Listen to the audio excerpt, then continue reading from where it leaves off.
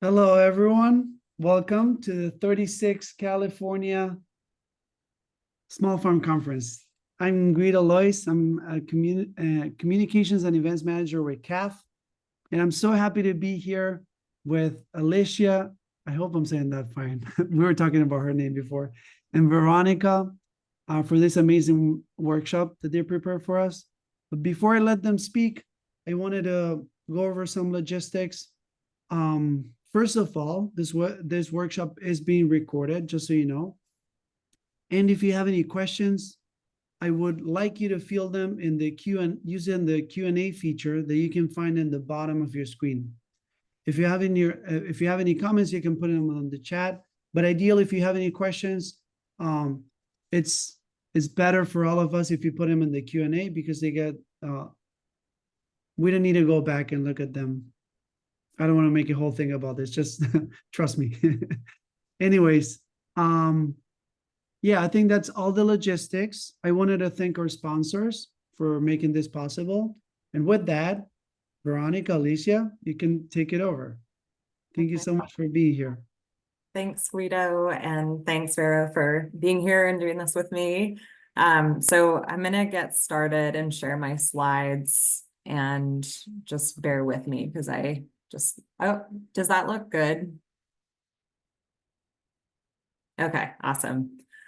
All right, so I'm going to be presenting on reflections on community-supported agriculture, or CSA, throughout the pandemic. And this is research that I did as part of my master's program at UC Davis, the Community Development Graduate Group. And so I did this research in 2022 to 2023. And yeah, again, it was in my capacity as a grad student. So I'll start off with a little background about myself, just to position where I'm coming from with all this. So I have a background in farming. I farmed for a handful of years, and then started getting into like all different kinds of things, marketing and sales, selling to restaurants for the farm I was working at, and retailers. And then I did some marketing for farms and did kind of like everything under the sun, just a little bit of everything. And then in 2018, I started working for Terra Firma Farm in Winters, California. And I was in a position for sales management and CSA management. And while I was there, the pandemic happened. So this was early 2020. We started to see people add themselves and like adding new CSA members, and it was a lot more active than it had been. There were a lot more people joining the CSA than there had been before. And within like a week or so, we had to put a wait list on the CSA. And it was a really chaotic time. We weren't really sure what was going to happen day to day.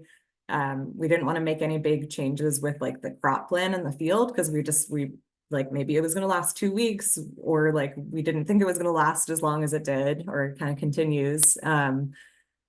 So yeah, so we did what we could, and we kind of did a slow drip of CSA members into the CSA program, and ended up growing quite a bit while I was there, like maybe doubling in size. And so for me, that was a really kind of formative experience. And grad school was something I'd been thinking about doing, but I didn't have a clear, aside from like food systems, I didn't have a clear idea of what I'd want to study or do for my thesis.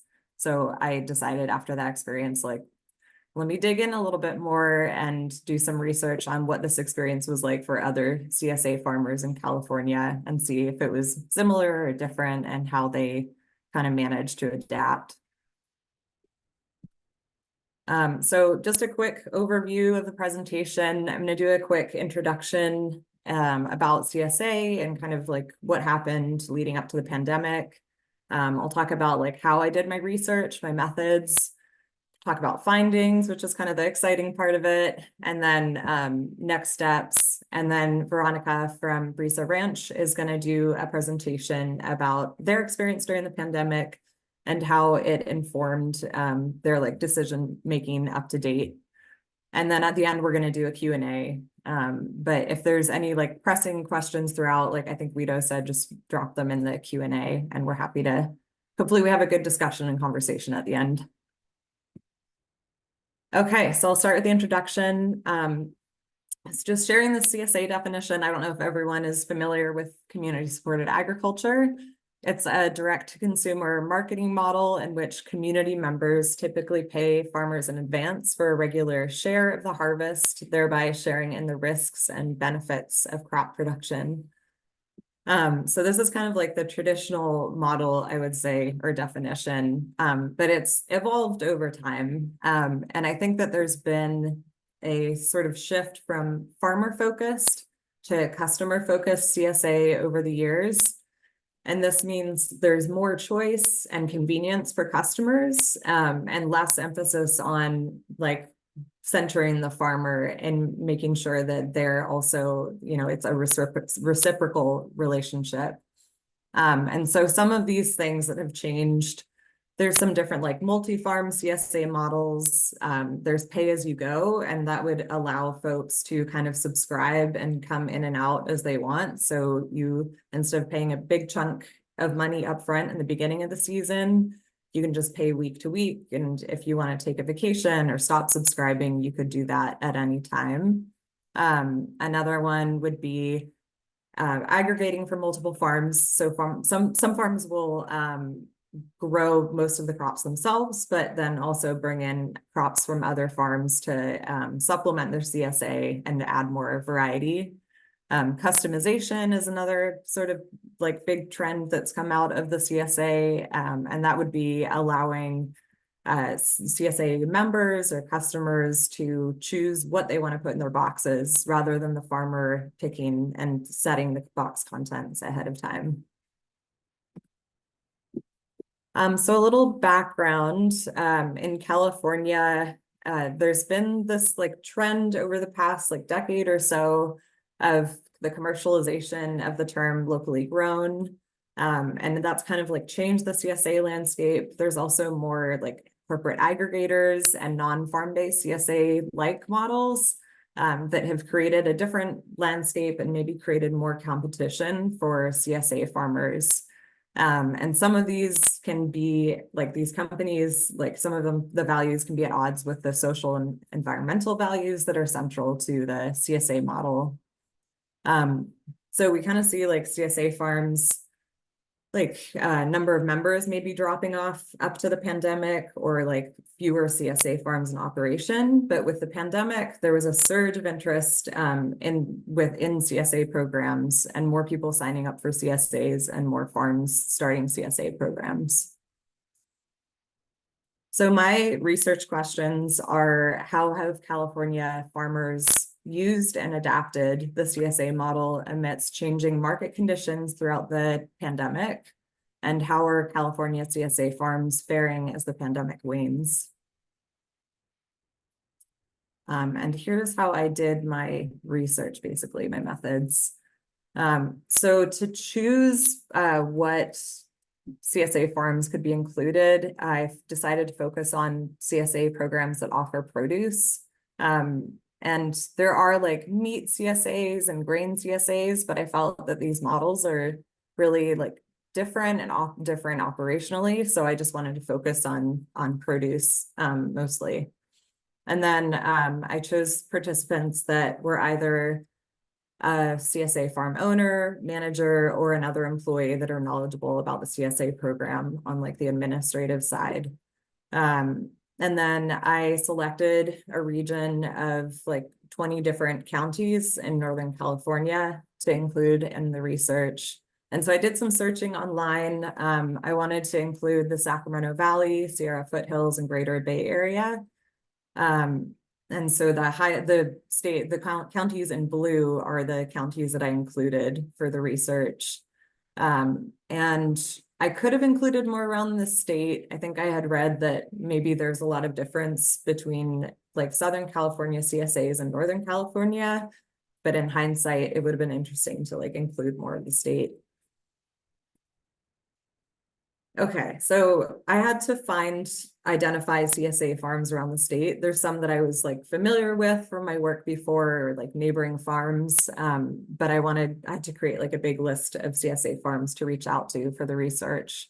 So there's a few different online directories that I was able to pull from. Most of them have like CSA filters, so you can search for CSA farms that they have listed. So first I went to the CCOF website, California Certified Organic Farmers. So they have a directory that's public. And so you can look at all of the farms that they certify and you can filter by CSA. So I did that. And then Local Harvest was another directory that I used. I'd say unfortunately, Local Harvest is kind of out of date. So there were a lot of farms on there that either aren't running CSAs or weren't running CSAs anymore or had been out of business. So that took a little bit more like filtering through each of the farms. And then I did the CDFA registered CSA farms list. That's just a list of registered CSA farms in California. And then I lastly used CAF's a California farm directory. So you can also filter by like different things like farms that do farmers markets or wholesale CSA. So I filtered for the CSA farms. From this list, I found 109 farms that met my criteria in the region and the produce CSA, just from like searching online, finding websites, social media, and then 97 out of 109 of those farms, I was able to find contact information for. And this again was all done online. And so I did surveys and interviews for this research. I did 29 surveys and 13 interviews with CSA farms. Their response rate for surveys was 32%. And then 12 of the 13 farms that I interviewed also completed the survey. And then again, showing this map, the yellow counties are counties that didn't end up being included in the research. I just couldn't find, didn't get a response from farmers there, or I couldn't find any in my search online. And so it ended up being that my research, 30 CSA farms representing 15 counties in Northern California were represented in the study. Okay, so my findings. So I'll start with some characteristics of the CSA farms that took the survey. So you can see from this that most of the CSA farms that took the survey started their CSA after 2011. And about a third started their CSA during or after March 2020. So I used March 2020 as like a marker of the beginning of the pandemic. So it's definitely like skewed that way. But the farms range from their starting the CSA in the 1980s all the way up to the 2020s. Products available in CSA boxes. So again, this is kind of probably skewed more to vegetable and fruit just because of the population I was looking at. But you can see that everybody offers like a pretty wide variety of crops and other products like meat and nut crops and seeds and grains and pulses. And in this question, I also asked them to include add-ons. So some CSA farms will do their regular box that they offer weekly, but they also have like extras or add-ons available for folks to order as kind of like a supplement to the regular CSA box. Race and ethnicity, this really stood out to me. So 76% of respondents responded identifying as white. And I do wonder if I had been more inclusive in the types of CSAs that I included and the regions, maybe there would have been more diversity. The other thing is that in articles, like academic articles that I've read about CSAs, a lot of them tend to be less ethnically diverse than California farmers in general. And I have like thoughts about this just like anecdotally, and so like one thought is that like, I suspect that it can be challenging to run a CSA. Like if you have insecure land access or tenure, a lack of capital, lack of infrastructure for packing boxes. There's quite a bit of like logistics involved, and yeah, transportation too. So I think like part of this could be related to like there's this history and ongoing of structural racism, and that means that there's a legacy of Black, immigrant, and other BIPOC farmers that face challenges with discrimination when it comes to accessing loans, building capital, and have barriers to accessing the same resources as white English-speaking farmers. And I think this is just like kind of a thing in the CSA world, and that's kind of my anecdotal thoughts, but I'm also curious. I would love to talk about this in our conversation too. So these are the different types of CSA models that folks identified in the survey. So the standard CSA, I just wrote this out as the farmer manager sets the box, contents, and pre-packs boxes for member pickup. So most everyone identified as this like kind of standard CSA. Other folks said that they did like a Friends of the Farm card type program. So their CSA members would, you know, invest a certain amount in the beginning of the year, and they could use it as kind of a debit card to purchase at their farm stand or farmer's market throughout the season. And then there's also customizable CSA, farmers market CSA, and a couple of other options. And so my key takeaways, I had like 4 kind of big picture takeaways from the research. One was that CSA enrollment tapered off throughout the pandemic, but remained higher in 2022 than it did before the start of the pandemic. There were also a lot of really creative CSA adaptations that supported the increased demand of CSAs during the pandemic. And then CSA managers and owners expressed a lot of like mental health challenges like stress and anxiety throughout the pandemic. And lastly, there was a prioritization of box distribution to low-income populations. So I'm going to talk a little bit about each of these topics in a little bit more depth. So I'll start with CSA enrollment. So this is a visual of how CSA enrollment trended throughout the pandemic among survey respondents. So I asked them for every one of these like time increments to say how many CSA members were enrolled during that time. So you can see for like the mean and the median that there's a huge spike between February and May of 2020, and then it sort of gradually comes down. But even still, like in August 2022, the enrollment is higher than it was in the beginning of the, like prior to the beginning of the pandemic in 2019.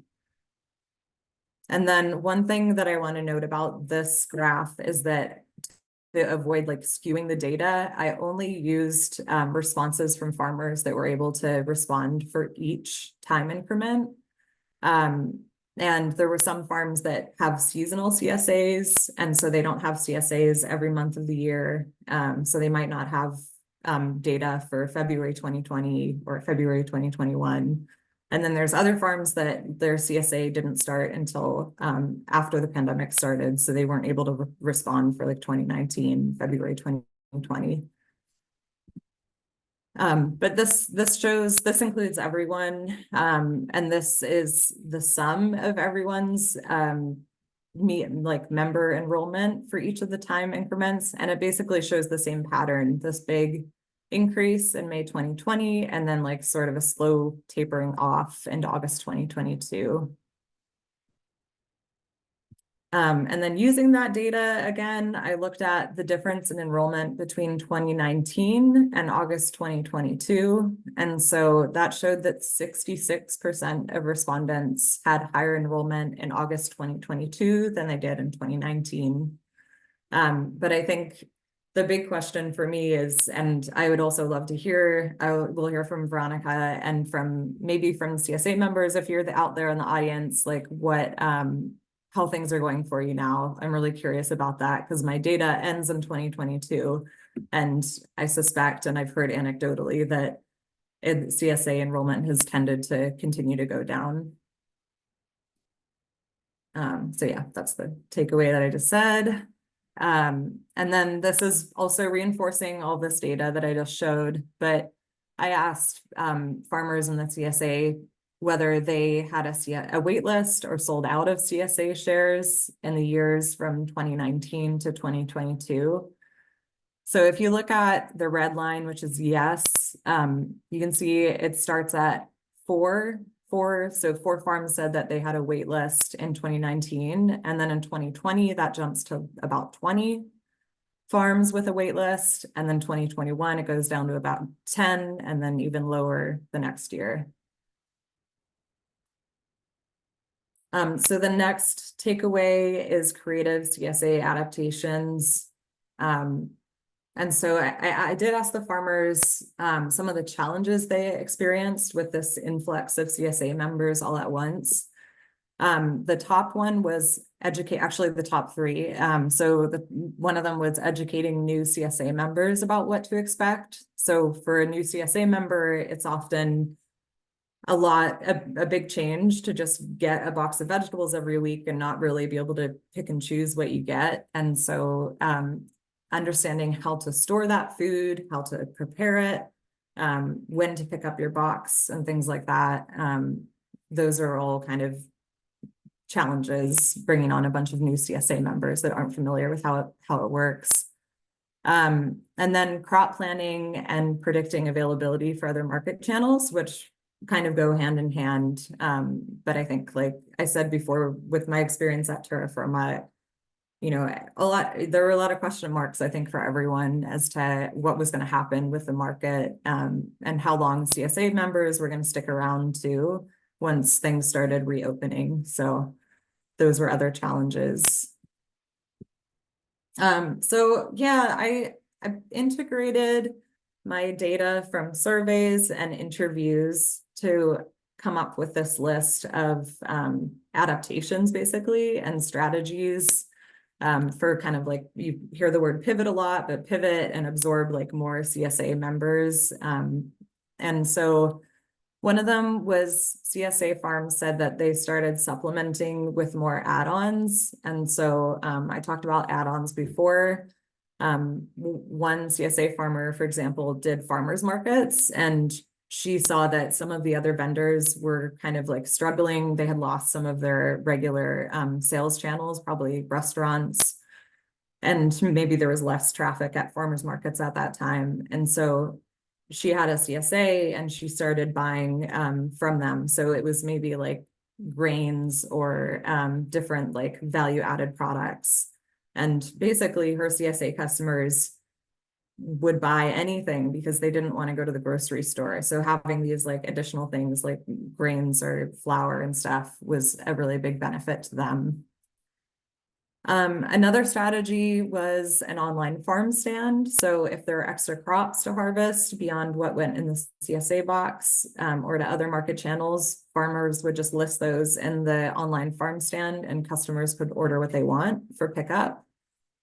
One of the really interesting ones was one CSA farm had a long wait list, and they weren't able to like add too many more CSA boxes. Like they couldn't continue to do like the same items in each box and the variety they needed, but they had extra produce in the field that would usually go to restaurants, and it wasn't moving because the restaurants were closed. So they would pre-pack these boxes with less variety, and they would offer them as first come, first serve to those on the wait list. So they're still able to like move that produce through the field.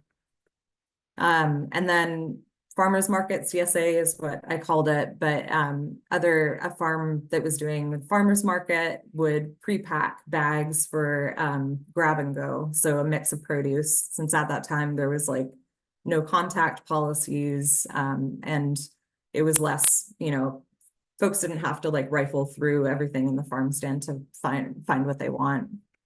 And lastly, there was many CSAs that created new CSA box options for those that were immunocompromised or facing health or economic hardships during the pandemic.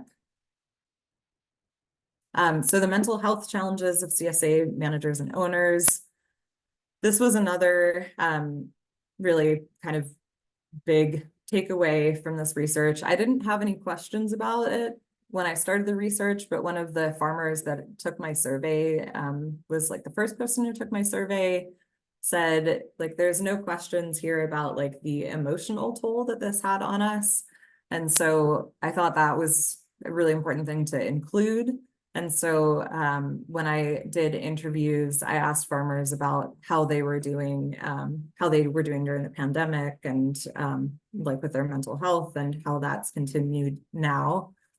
And so I'll start by saying that like a lot of the farms expressed that CSA members were super grateful during the pandemic for this service. It meant that they didn't have to go to grocery stores as much, and it was like guaranteeing them like a secure source of fresh produce, and they were able to support a local farm. And so there were a lot of really nice like showing gratitude for the CSA. So one farm said that some folks dropped off homemade masks at their farm gate for their like employees to make sure they had enough masks.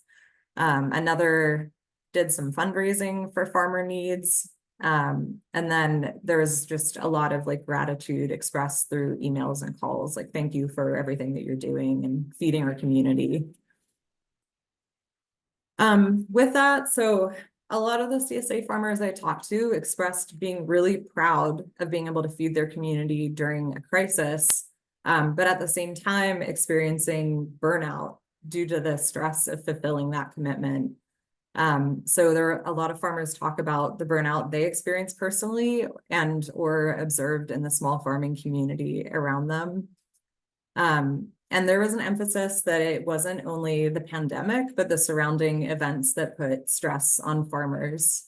And so I pulled this quote. It's really just stood out to me. But this farmer said, the coupling of the turmoil of COVID, the turmoil of the racial reckoning and egregious social justice, and frankly, the political attack that we're seeing on women's bodies, coupled with drought and now coupled with flooding, the fatigue and burnout is really intense. And some of the health issues I've been having are residual from the intensity of COVID coupled, and then the intensity of climate events and the financial impacts of that, but even more so the kind of emotional impacts of it.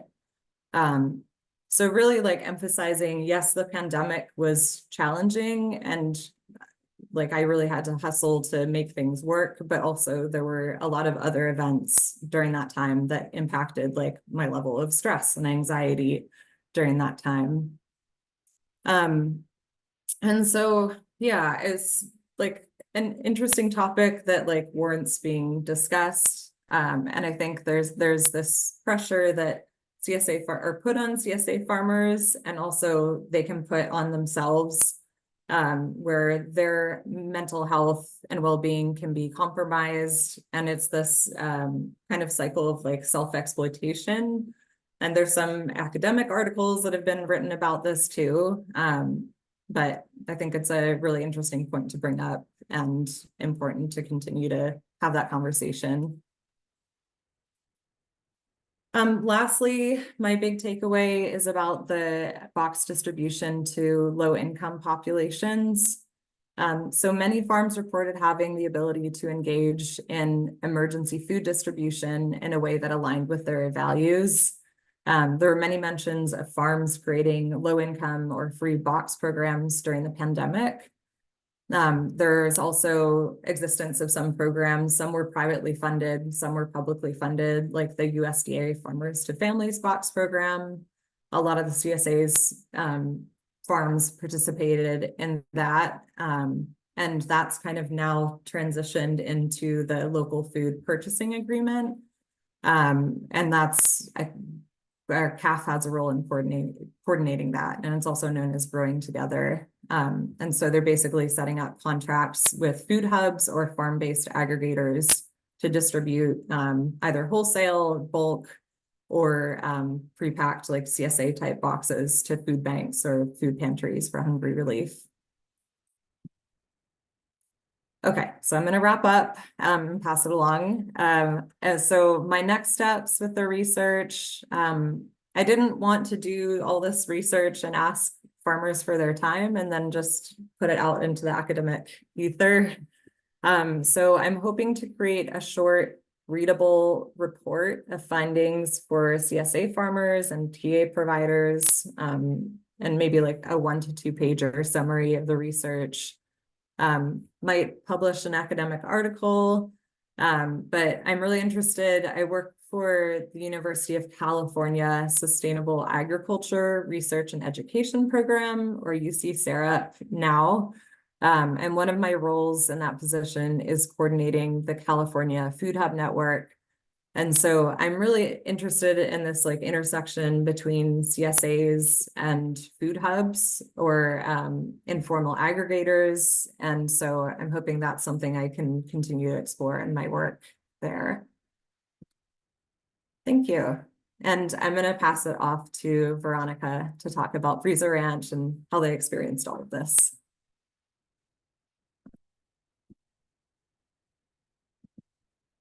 Thank you, Alicia. Let me share my screen.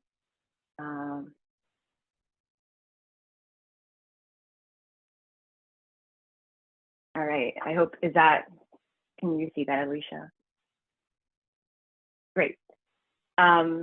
Excellent. Well, first of all, thank you. Good morning to everyone who signed on for this session.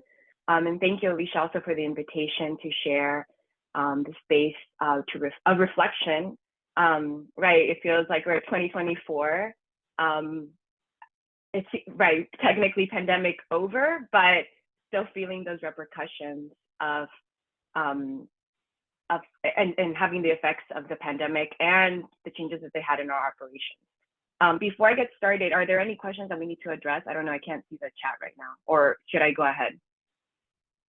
I think that you can go ahead. I think the Q&A is okay. going to talk about at the end. Okay, sounds great. All right, well, like Alicia mentioned, my name is Veronica Mazariegos Anastasio, and I'll talk a little bit more about me, but I am one of the 3 owner partners, farmers of Brisa Ranch, and we're a small, diversified mixed vegetable organic farm in San Mateo County in Pescadero. And so here in the background of this slide was a typical summer, early fall CSA box. And I'll talk a little bit more about how that program got started. And right, so my name is Veronica, and I'm originally from Miami, Florida. And let me be very frank with you, the CSA model was something that I didn't grow up knowing about. So this is something that was something I came to later in adulthood when I became a farmer. I have been farming in California for the last 8 years, but I also have a bit of a research background. So it was really great to be able to be part of this study that Alicia designed and spearheaded. My focus was in applied economics and management in farm and in food and agriculture. So I'm very interested in the farm business management side, as well as supply chain and food value chain. So that was really the focus of my research. And it's something that I always try to bring back also in how I not only manage our business, although it is very helpful, but it's also how do we fit into a larger food system, and in this case, local food system. So I'll be touching on a little bit of that through my presentation. I'm also a member of various food and ag organizing initiatives around policy and resources for farmers, especially BIPOC farmers, so including the California Farmer Justice Collaborative and different advisory or steering committees, mainly because as much as I want to focus in the work in the field, which is a big part of what we do, we are part of this larger system, and sometimes it's not, like Alicia mentioned, especially for BIPOC farmers or farmers that don't have land, there are certain challenges that make it difficult for us to extend or project our farming into the future. And so the three of us are very, value being involved in those spaces. And also more recently, actually, I don't know if it's more recently, I think since 2020 probably, organizing locally around the planning and creation of a regional food hub, so I really appreciate Alicia bringing in that intersection of CSA and food hub, because it was precisely because of us getting into the CSA model that it sort of like made an opening for our region to come together to talk about aggregation and coming together in a more coordinated effort. So I'll speak about that also a bit later. So Team Brief, I can't speak about our work without acknowledging our farm team, which is more than those folks that you see here. We've been really fortunate to have throughout the years several farms, young and very experienced, the wide spectrum that have helped us build our business and farm practice. But it did start with Cristóbal Cruz Hernandez, Cole Mazariegos Anastasio, and myself. So the three individuals here, we met while working in different time periods at Pie Ranch, an educational nonprofit in Pescadero, and in 2018 decided to start a side project together. We started growing winter squash for a bakery for pies, and that was the sort of our origin story. It was definitely a side project while we all were holding down other farm projects. In my case, I also ended up doing research, going to grad school. And so for us, because it was a side project and because we were trying this out, we decided to build our business focusing predominantly on direct-to-business sales. I guess I could give you a little bit of what was the context of that time. Our strength was in production and also in connections to certain markets. We saw what was going on around us, and there were a lot of farms that were doing amazing work in representing our region in farmers markets, also CSAs. But we definitely saw at that point that we wanted to focus on how do we expand the market for local and organic product, as opposed to going into existing marketing channels. And so that became our focus. So direct to business, even though we were at a relatively small scale, that's the area that we wanted to. And also for the efficiency, there's a lot of work in those in CSA and farmers markets in the amount of effort to actually market. And so we knew that we were limited in time. So that's why we focused on direct to business sales. To give you a little bit to situate you of where we are, we're right on the coast in San Mateo County, about an hour and a half, depending on traffic, from San Francisco, and about 30 minutes north of Santa Cruz, which makes it another, to add to, for us in this focus of direct to business, we're in the Bay Area, there is a lot of demand, increasing demand. And so that's one of the advantages of where we grow. Even though we do have challenges of accessing our area, we're pretty rural and isolated, because what you don't see on this map is that we're sort of tucked in between the Santa Cruz mountain range and the coast. So it's actually pretty difficult to get out here. But that being said, we felt we were in a good place. And so by 2020, a couple of years in, our main markets were San Mateo Coast, Bay Area, and Santa Cruz. And we were marketing mainly to small restaurants, small groceries, and small online retailers. When 2020 came, interestingly, this is a point where now one of us was ready to move full time to be on the farm team, and I myself was also wrapping up what I was working on, and thinking of also adding more time to the farm business. So preparing for this is pre-pandemic. We're like, okay, we can add a little bit more, right? Maybe not a whole lot of in production. So we were planning on actually starting a CSA in 2020 at the beginning of, like I mentioned, we this relationship with Pie Ranch, which is our neighbor, they were actually thinking of not continuing their CSA. So we're like, oh, that's something that would be really great. There's a handful of members there. we'll start with a 30 or 40 member CSA. We can add a few extra, more members. And that was sort of what we were planning. Okay, it's on our, whatever the sites that are on our delivery route, we'll go that way. So that's kind of what we planned.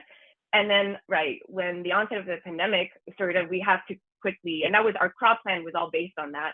But came the pandemic, we had to make some last minute changes. And so here is a very quick summary of what our membership has looked. So Alicia, to your question of where we are now, right, so 2020, right, we didn't have any data from 2019, but 2020, we came in, right, 30 or 40. 2020, actually, what ended up being at the height of the season, and right, this amount fluctuated because something I will speak about later is that we were pretty flexible with, when people could join the CSA. We did see some of our, right, restaurant accounts definitely tank at that point. So we were sort of like, hey, if we can manage it, we can add members at any point throughout the season, and also being flexible with payment. And so, right, at around the height of the season, we had 100 members, which is more towards the fall.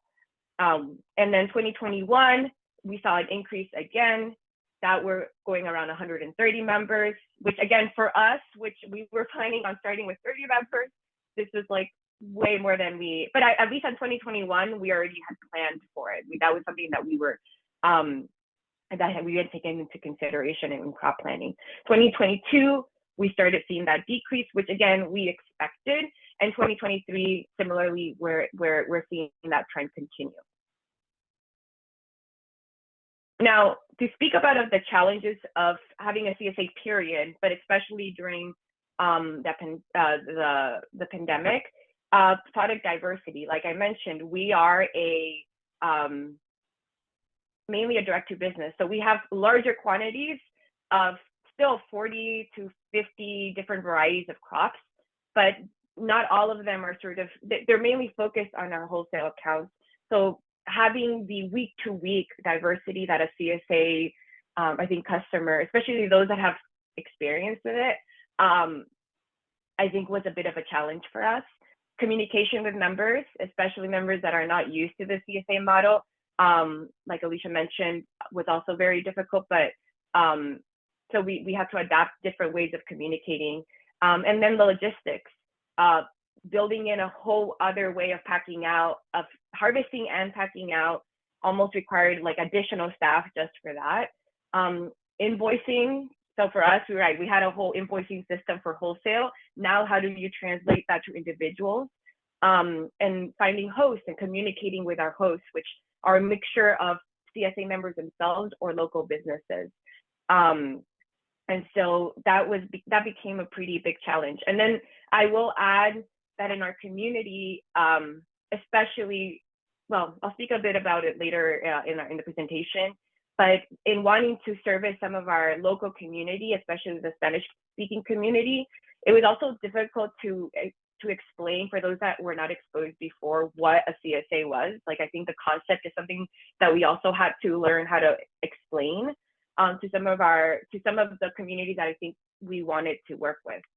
However, when it comes to the benefits, I think this is, again, one of the big advantages of CSAs.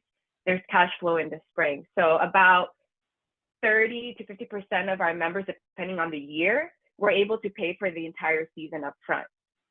It's not a requirement that we have. And in fact, we actually have monthly. We were allowing members to also opt to pay monthly for their membership. But yes, that revenue stream in the early part of the season where our sales are pretty slow was a great benefit during that time. Then there's the issue of solidarity, which Alicia's talked about, and was definitely something we felt. Not only were folks supporting our farm because there was a need, like that there was a reciprocal relationship or need that was being met. But also that year we were directly affected by the 2020 CCU lightning complex fire, which made it such that there were a couple weeks where we weren't able to fulfill orders just because it was physically impossible to do so. And I remember writing the email to members and saying like, I'm sorry, we will, refund you for this week. And they're like, no, that is absolutely not what we want. Please just stay safe. And we're very grateful that you're there. And then on top of that, community came together, including CSA members, to also fundraise funds for us to recover from that.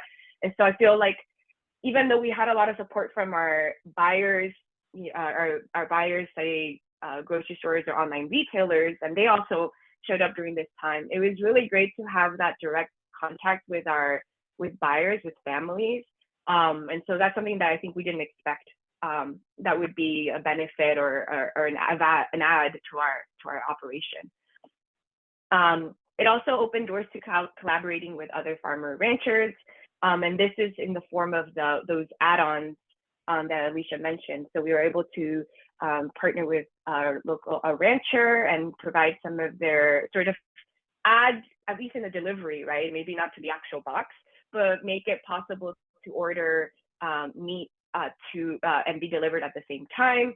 Same thing with flowers, with a farmer that we were working with. And so that was very interesting, and something that sort of started opening up that the light bulb was turning on gradually, if you will, of like, maybe there's more room for this, especially seeing how people were so excited about being connected to a local food source at that time. And then finally, right, the CSA opened up another door for flexible billing and pricing and EBT. So right, at that time, we were very, I think maybe because there is sort of this, how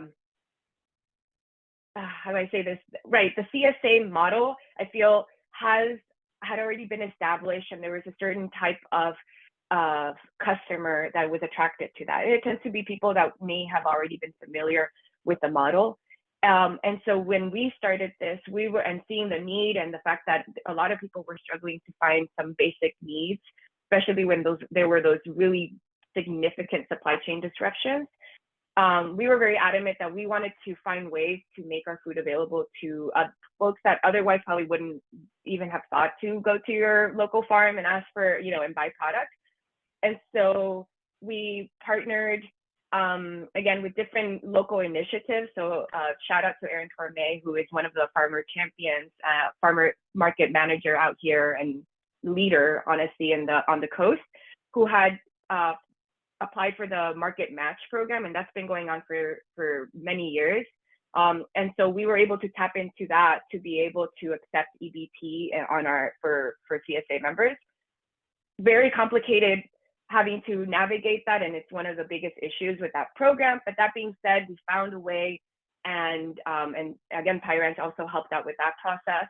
And so that was really great for able to do that. Also, for folks that didn't have that available, we did sliding scale. If you couldn't pay at a certain time, we were trying to be as flexible as possible, which, to the point of what role do farmers have, especially when you yourself are sort of also trying to make things work for yourself. Like, I think what this opened up was like, maybe there is space for fundraising or being able to create this art market outlet for farmers that get compensated, but also address a real food access need. And so that was really great to engage in those conversations with organizations and individuals, which I'll touch on a little bit later, that were interested in how do we support local farms and address food access. And then, right, so sort of what I wanted to touch on is that at the same time, it wasn't just our CSA that we were trying to address this question about food access. At the same time, there was several organizations working to tap into the USDA Farms to Families program, which, if you all remember, was a federally funded program that was a really exciting thing, and we were participating on that, and then it became increasingly prohibitive to be a part of due to food safety requirements. Although we also got those food safety certifications during that time, because we were so intent on making sure our food was making it to communities that would otherwise not access local and organic products. But that was a program. Several organizations, right, including Pie Ranch, Growing the Table, they were all sort of piloting these programs and fundraising funds to source from local farms and give these boxes to organizations that were working with low-income communities and food banks. And then finally, this is the point I wanted to touch on earlier. Since then, we've also worked with individuals who actually have come to us and said, hey, I want to sponsor X amount of memberships. And I basically want to buy them, and I want you to make sure that they're going to individuals. And so we focus on making sure those memberships are going to members of our community here on the coast. There's this assumption that because we're a farming community, everyone has access to product, and that's not necessarily the case. And so we've been able to do that throughout the last few years, and also are looking to expand that as well. Okay, so what's next for our farm and for our Brisa CSA? We plan to continue. And in this case, we're planning to increase collaboration with other producers. And maybe will enter into the category of a multi-farm CSA. That's where we're trying to still figure out those details. Up to now, it's been a strictly like our product plus the add-ons that I mentioned earlier. But we are seeing as we grow in our other channel, which again, we still are, right now, 90% of our sales are still coming wholesale direct to business. How do we keep this part that's very community focused? And in a way, another benefit that I forgot to mention, for our model, there's sometimes weeks where we have excess amounts of certain products, and the CSA model ends up being a really great way of making that part of what we're putting in the box, right? Because we're ultimately deciding what goes in the box. And so, so we're trying to see how this benefit can be spread out to other farmers in the region as well. And then focus on coordinated marketing. So this is the piece that I mentioned earlier about the food hub. How can the CSA, which is like making connections directly to individuals, can that, and if we're doing that coordination and having those route, and we're going on a specific route, can that be expanded to working with certain institutional buyers? Right now, we sell our product to several school districts. And so can we open this up to have a similar committed and consistent relationship with community organizations that want to source locally? And increasingly, there's more support from the state to make those relationships happen, because there is a little bit of friction at the beginning when those connections don't exist. But that's something that we're working on. And so our region has, we've obtained some funding to plan for a food hub, and also more recently part of the program that Alicia mentioned, the Farms Together program, which is aggregating product, and now Brisa is doing that aggregation of products in our region to send directly to food banks. So we see that as sort of an extension of this work that we started with the CSA. So I think that's it for me. I hope I didn't go off too long. I welcome any questions. I put my contact information here in case anyone wants to take it, but I will also put it in the chat. But yeah, thank you very much. Thanks, Vero. That was great. And I see, I'm not sure if we can post like stuff in the chat and it'll go to the rest of the group. I see it says hosts and panelists. But I'm happy to share my. Oh, you're probably right. Yeah, but I'm happy to share my contact information too. Maybe Guido from CAF can help us get our contact info to the attendees. Hey, yeah, for sure. Okay. So if you go to the chat, it says hosts and panelists, but that's a drop-down menu. You can click on everyone. And yeah, to share with everyone. There's also the chance to follow up later via Skype. Okay. I don't have an option for everyone. I just see CAF and Veronica. Okay, then maybe it's just me who has that option. Okay. Yeah. I'll type my email in the chat, and then Cool. Yeah. And I'll share it. Yeah, perfect. Then, yeah, we have a bunch of open questions. Can you see them in the Q&A feature? I feel like the first 3 or 4 are for Alicia. Yeah. Yeah. Well, I welcome Veronica to hop in here too, because I think you could also answer them or give your perspective. I'll answer the easy one. Can you share your presentation? Yes, I'm happy to do that. I'm sure Veronica will too. Guido, do you want us to just email those, or what's the best way for us to share the presentations? I think you can do it via SCAD after the workshop is done. Okay, Yeah. perfect. You have access to the whole email list, and I can walk you through it after. Okay, thank you. Yep.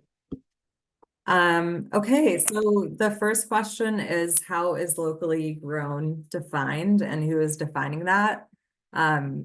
Yeah, I mean, I think I brought that up early in my presentation with like how the CSA landscape has changed. But I guess in my opinion, it varies. It depends on who it's benefiting. I think it's being used in different ways and maybe expanded a little bit. I know some stores might say like, oh, we define local as like 150 miles. But I think there's a lot of, there's a lot more to ask with that too, is like, how is the food being grown? Who's it being grown by?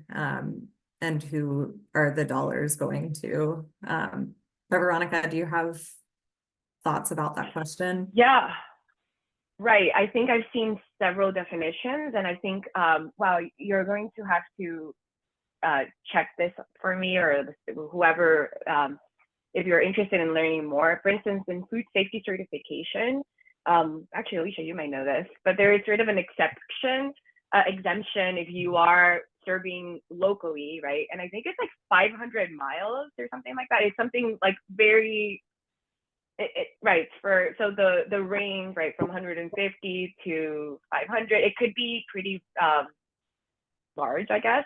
And I think the local is especially difficult in California because I think the reality is that we have a lot of growing regions that the market, they have to go to more densely populated markets to be able to market their product. But they're technically still California and could be considered local. So yeah, I think that's something that I believe there's efforts in defining. But I think really the spirit of that is that you are growing, that it's farms that are growing in your relative community. For instance, for us, San Mateo is considered a Bay Area county. And so we focus on Bay Area counties too, right? Like that's something we're looking to. Can we sell beyond that? Sure. And I think that's when, especially why the coordinated effort is really important, because it feels for us to be able to access markets that are farther away, it sort of needs to make sense that it's more product going together as opposed to, just our little farm. But yes, I think that's it. Right now, there's not a definite definition for that. Thank you. Yeah. I'm sorry that we can't like speak with the attendees. It's kind of weird to just see our faces and that's it. But I'll go to the next question. What would you ask Latino farmers who have not established CSA? Aside from land access, what was the main barrier for underrepresented farmers to establish CSAs? Yeah, I think this question is for me in the research. So aside from land access, yeah, I mean, I didn't like necessarily identify like who was an underrepresented farmer in my research. And I only spoke with folks that had established a CSA. So it's kind of hard for me to speak to those questions, and that point about race and ethnicity, like it being a lot of white farmers running CSAs. What I said about that and like my theories is all based on just like my thoughts. And so I can't say like confirming what's actually a barrier and what's not. But yeah, I don't know, Veronica, if you have any thoughts on this. Yeah, no, well, our farm business, I guess, considered underrepresented owner by giving them the ownership of the farm. I mean, land access, if you're building a robust program, it is similar to the way you're investing in building your soil. If you're building a customer base and you don't know how long you're going to be there, I mean, that's true for anything. I mean, it could be CSA or a lot of our other markets. And for instance, right now, we lease land, and one of our biggest limitations on saying like, oh, let's move to somewhere else that is maybe has more affordable land is that our entire customer base, which is a huge asset, is in this area, right? But so yeah, so land access is a big piece. I do think the concept of CSA, like even this past 2 weekends ago, I was in a space with mainly Black, Indigenous, people of color doing farm and land stewardship work. And especially for folks that speak predominantly Spanish, it's a concept that translating is difficult. Like, it's just like, you know, agricultura apoyada por la comunidad. It's just like almost like a thing that it's a concept that honestly in white farming spaces is just known, and it tends to probably be more highly educated individuals as well. And so if that is not the market that you're serving, that becomes a much more difficult market to tap in. And to be completely honest, Alfredo, like from my perspective, and before 2020, I did not want anything to do with the CSA because it was saturated. The farms that had the market, like that were going to do CSA, the market, basically, if you were a person interested in a CSA, you were already part of a CSA, right? Obviously, the pandemic changed that, and I think in a good way. I think it's forcing us to think how this model can be adapted to increase that market segment, which ultimately, for those of us that are thinking a lot about food access and how to make local and organic or organic food more accessible. And so I think that's a conversation that we should have, is like, if there are farmers out there from underrepresented groups that would like to explore the benefits of a CSA or something like it, how can we work to modify the model to meet that and the communities that they want to serve? Yeah, really well put. I mean, I think that at large, I think a CSA program is really a difficult thing to run, no matter what type of farm you have. I remember like being a farming apprentice and taking a class about business, and the person who was speaking about it was like, do not start as a CSA farm when you first start your farming business. It's like so complicated, all the crop planning involved and all the infrastructure that you need. And so yeah, I think it's a challenging thing to start for anyone. But yeah, thank you for sharing your insights on that. And then Reina, so Reina says, I'm curious if you know more anecdotally or have data on the number of new farm businesses, especially non-farm CSAs, that have cropped up 2022 and beyond. I don't, the number of new businesses, I don't from my data. I think I've been hearing more about like sort of what Veronica was talking about for Brisa Ranch, but doing like farm-based aggregation and coordination. I'm definitely hearing more about that. I think it, like other folks might call it like informal aggregation that's maybe led by like nonprofits. And so I'm hearing about this popping up more and more, especially with my like work with food hubs. And so, yeah, so anecdotally, I feel like that's probably true. And it would be interesting to hear from the CAF, like LFPA program, Farms Together, what if they're seeing a lot more of that too. And the next question is, I wonder how much the landscape of competition has changed and potentially impacted the slowdown of CSA uptake. Yeah, I mean, that's certainly, I think like everybody all kinds of different like models, non-farm based models hopped on this like CSA model during the pandemic as something to capitalize on, like food delivery. I guess like meal kits were happening before, but I think it's become a little bit more corporatized outside of just farm run CSAs. But I do think that consumer behavior has changed. Like in the beginning of the pandemic, all of the restrictions that were happening, you know, we couldn't really go out to eat. A lot of restaurants were closed. Like going to the grocery store was kind of a scary experience, but as it's, you know, vaccines rolled out and it's become a little safer to be out there in the public, I think that changed consumer behavior. We also have less time at home now than we did during the pandemic. Like I know a lot of people were doing like food projects. I was doing a lot of preserving and like processing projects of food at home during the pandemic, but I am not doing as much as I did then. So I think that that's another factor in the slowdown of the CSA uptake is just that change in consumer behavior. Are there numbers on how many farm and non-farm CSAs maybe stopped their CSA since 2022? I don't have those numbers, but I can say anecdotally that I noticed there were a handful of farms that like either stopped farming or drastically like pulled things back because it was just like a lot to go through that experience, and they started to maybe like want to get off farm income, get jobs off the farm instead to kind of like balance their lives a little bit. So I think just anecdotally, yeah, there were from the farms that I were included in my research, there are a few that like dialed it back or maybe stopped operating altogether. Veronica, do you have any comments on these questions?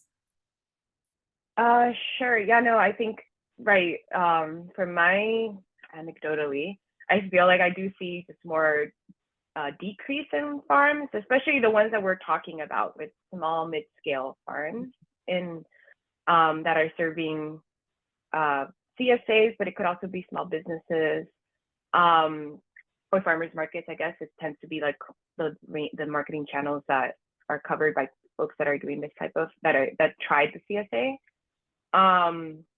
Yeah, no, I think it's a good question, Reina. Like, I think it's something that we probably, and I don't know for Alicia, if you want to do more research or anyone out there, I know something that I keep thinking about is like having better understanding of what the landscape of farms are, period, of small and medium scale farms.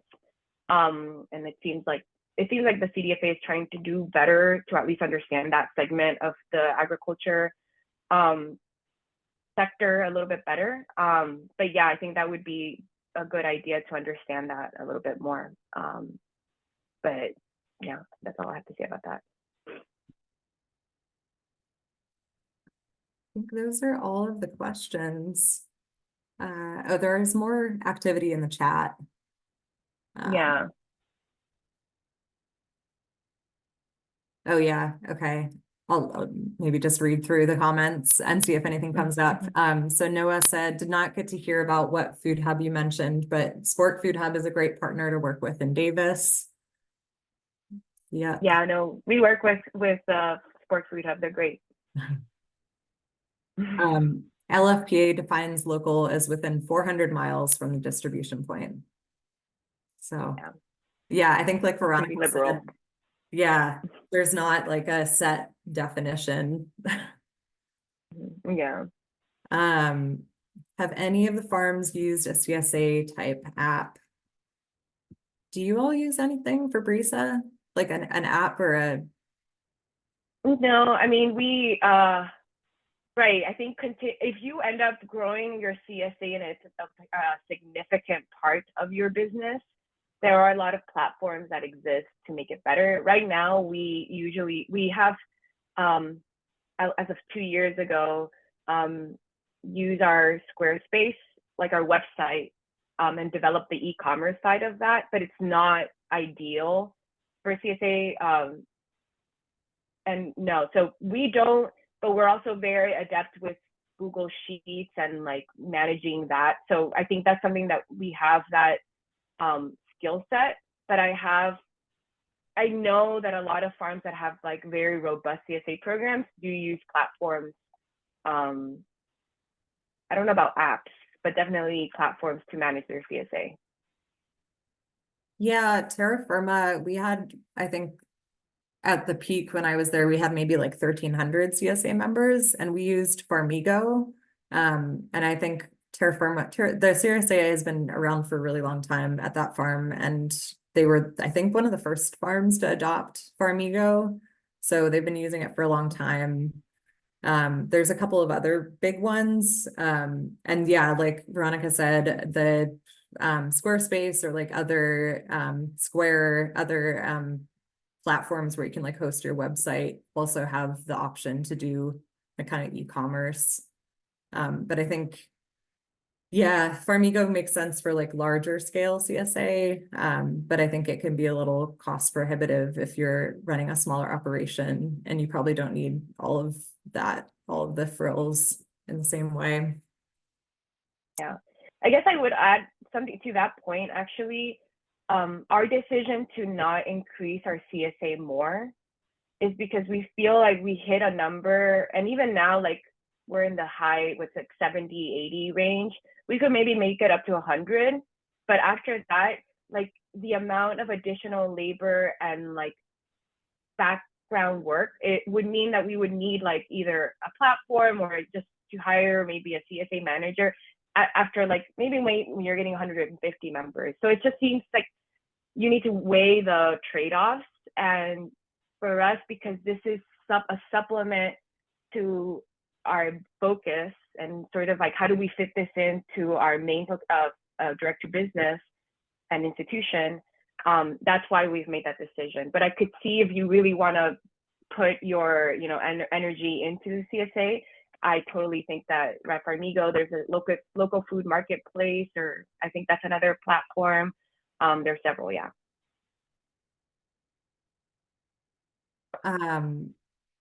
Yeah, last couple comments.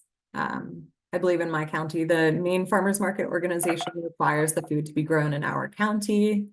Briar Patch does it per watershed, which I think is interesting as well.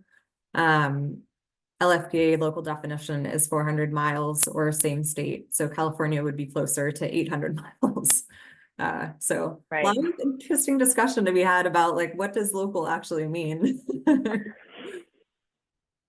Right. No, I think it's something that we also, it would be good for us to be able to define that better, but knowing that it's a little bit strange because maybe just because you're that close to a particular location doesn't mean that it's easily accessible. So yeah, that was interesting. Cool. All right. So we need to start wrapping up here. If you have any closing remarks or comments, something you want to tell the attendees, now's the moment. I think we're good. I think we're good. No, I wanted just to thank you, Alicia, again, and please really encourage anyone that would like to reach out and talk through about what we discussed today. And yeah, I'm looking forward to your next steps, Alicia, with your research. Thank you. Thanks, Veronica. Awesome. Thank you so much to the speakers and the attendees. We'll see you on the next couple of workshops that we have ahead. Have a good one. Bye. Bye-bye.